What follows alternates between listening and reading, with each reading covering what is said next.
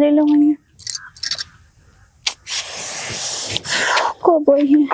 अरे अरे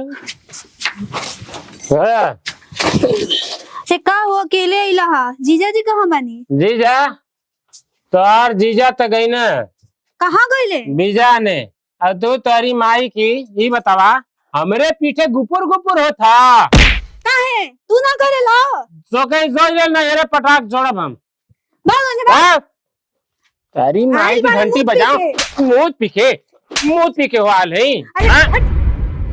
भाई चल घर में चल घर में चल ना जाइब और आज के बाद उसार दिखाई देगा ना साढ़ू राम गोड़वा काट के फेंक दे तू ही फेंकेला। चल घर में चल बहुत नौटंकी हो गई तोर चल चल